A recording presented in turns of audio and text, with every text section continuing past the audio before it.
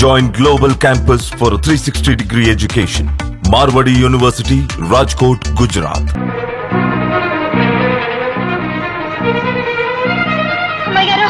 హడావిడిగా వస్తున్నావు? బాబు గారు, మా అత్తకి జ్వరం బాగా ఎక్కువైపోయినది. సమయానికి మా బావ లేడు. డాక్టర్ అత్తమ్మని చూసి 50 రూపాయలకు మందులు రాసిచ్చాడు.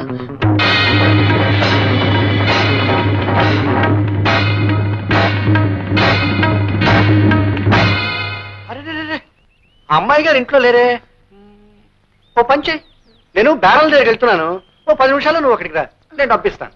ఆ పక్కకు వెళ్ళి మందులు కొనుక్కుంది కానీ. అత్తగే బాబు. దండాలు బాబు. అలాగే దండాలు, వెళ్ళు.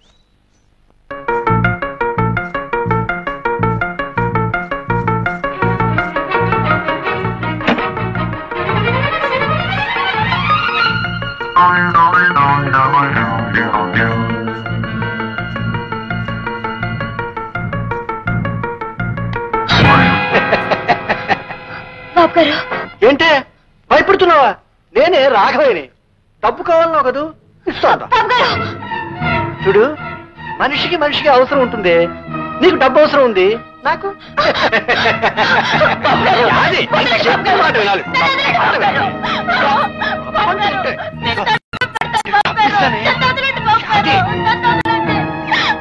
ఎక్కడ కడతావే?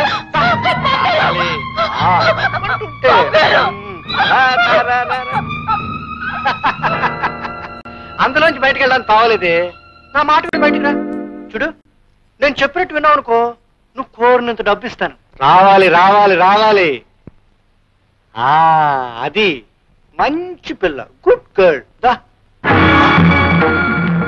లక్ష్మి. అలా చూస్తారా విన్నానా? మానవత్వం మర్చిపోయిన తర్వాత యాదైతేనే నేనైతేనే. లక్ష్మి, చిన్నప్పటి నుంచి యాది నేను మీ కళ్ళ ముందే పెరిగాం. యాదిలో మీరు కేవలం ఆడదాన్నే చూడగలిగితే నేను ఆడదానేగా నాన్న. అమ్మా, అంత మాట అనకమ్మా, అంత మాట అనుకో. యాది,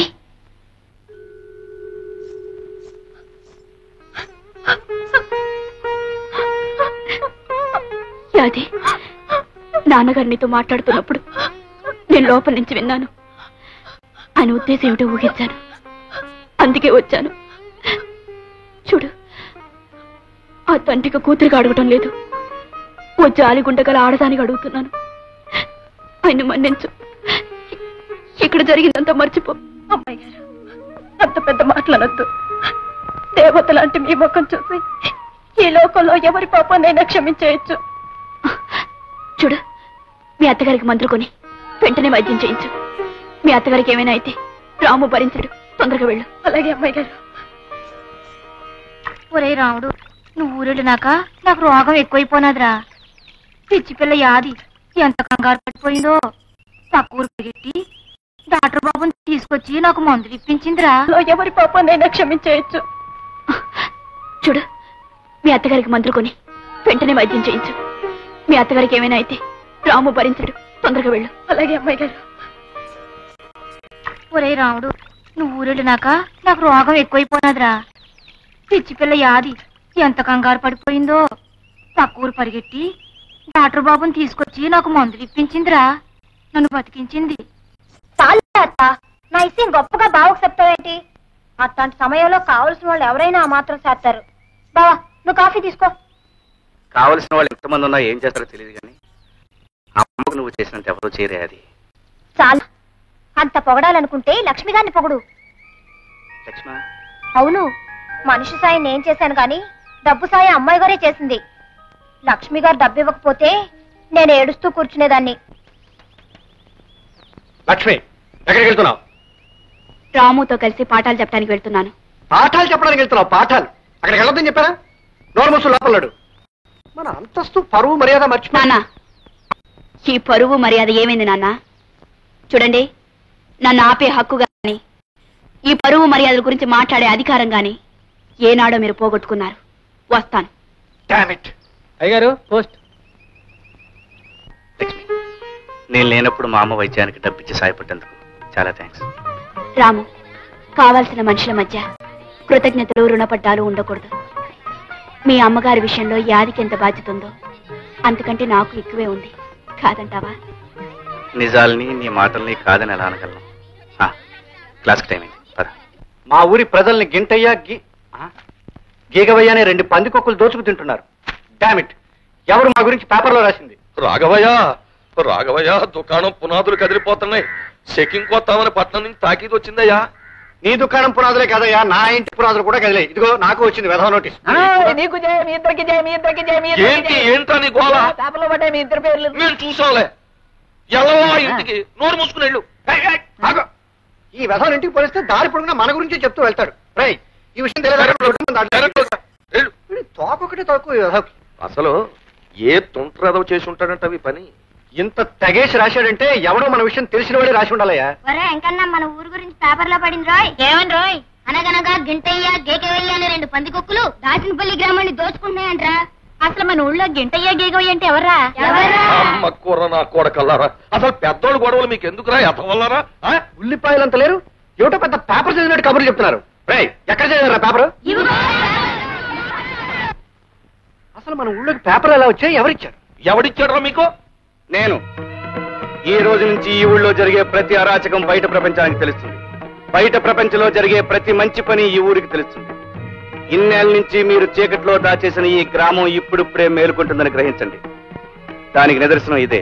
పిల్లలు, స్కూల్కి పదండి. చూసావా ఎలా కొట్టించాడో? చెప్పు దెబ్బ. ఎత్తుతా అని మమ్మల్ని ఊరించడం కాదు, ఏదో ఒక అవతారం ఎత్తవయ్యా బాబు. ఎత్తేస్తాను. రాజకీయ అక్కడి నుంచి వీడు చెప్పు తీసుకొట్టించకపోతే నా పేరు దాచినపల్లి హిట్లర్ కాదు. నువ్వు అలా చూస్తూ ఉండు.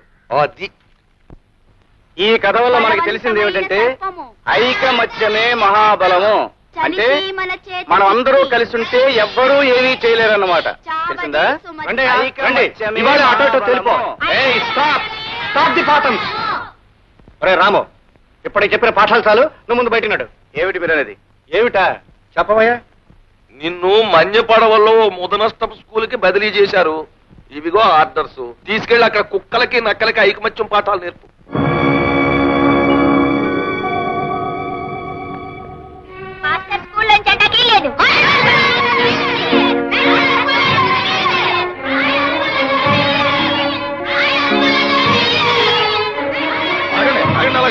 ఏట్లా ఊరికాల నిలబడి చూస్తారో? కుడి చేయడం చేయలేకుండా మన వాళ్ళని గూడు పళ్ళు కల్పించాడు. మన వాళ్ళని తీసుకెళ్ళండి.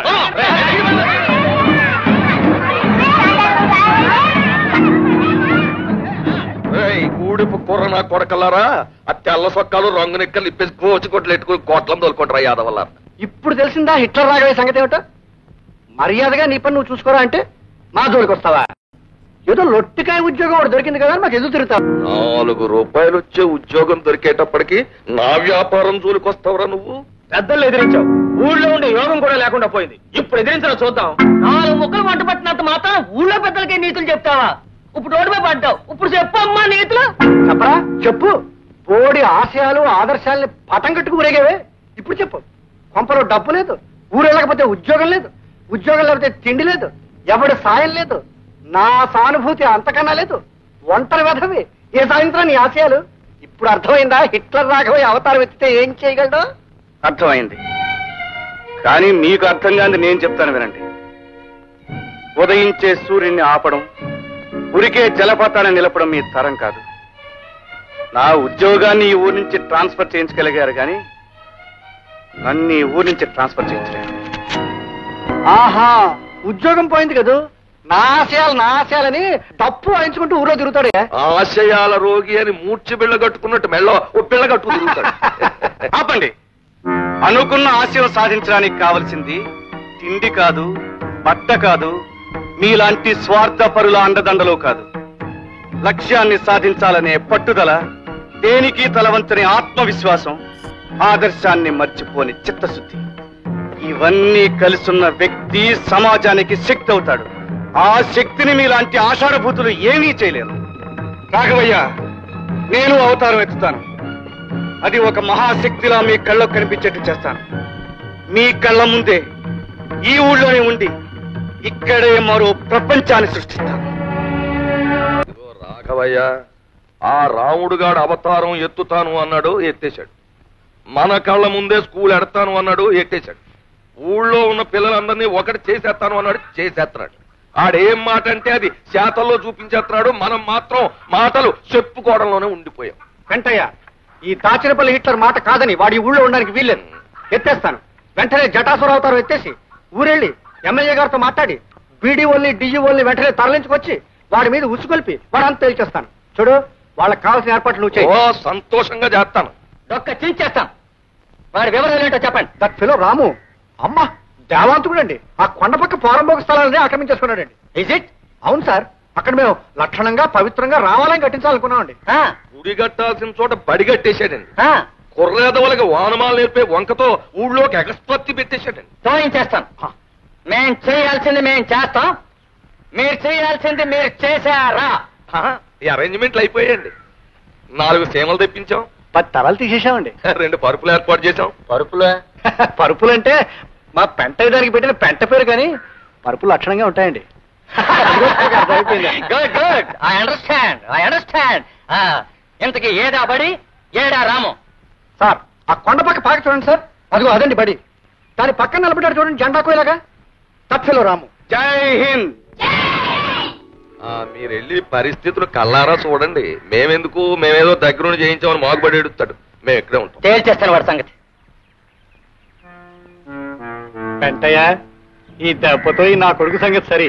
ఏమైనా రాఘవయ్య, నువ్వు అవతారం ఎత్తావంటే ఎలాంటి పనులన్నా జరిగిపోతాయి.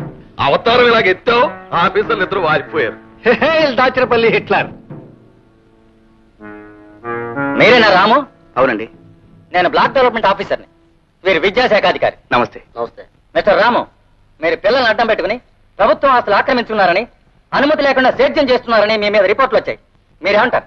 మీరు విన్నవి నిజమేనండి, కానీ కారణాలు మాత్రం నిజం కావు. చదువు సంఖ్య లేక తాము ఎందుకు బతుకుతున్నామో తెలియని ఈ గూడెం పసి వాళ్లకు పాఠాలు చెప్పడం నేరమే అయితే, ఎస్, నేను చేసింది నేరమే. ఈ పసివాళ్ల భోజనాలకి ప్రభుత్వం ఇచ్చిన డబ్బుని ఈ ఊరి పెద్దలు స్వాహా చేస్తుంటే వీళ్ళందరికీ పట్టెడన్నం పెట్టడం కోసం ఎందుకు పనికిరాని ఈ స్థలాన్ని అందరూ కలిసి సాగు చేయడం తప్పే అయితే నన్ను శిక్షించండి. It's all right. కానీ నువ్వు చట్టం కాదు, ప్రభుత్వం కాదు. నువ్వు ఈ ఊర్లో అందరి మీద దౌర్జన్యం చేస్తున్నావని కంప్లైంట్స్ వచ్చాయి. మాకు బడంటే ఏమిటో తెలియదు. మాకు తెలియని విషయాలు మా మాస్టర్ గారు ఎన్నో చెప్పారు. మేమంతా ఒకటేనని చెప్పారు. కూడి వాళ్ళు మేము కలిసి చదువుకుంటున్నాం, కలిసి భోజనం చేస్తున్నాం. నీ పెద్దయ్యాక మా మాస్టర్ల ఊరూరు తిరిగి మనుషులందరూ సమానమని చెప్తాను.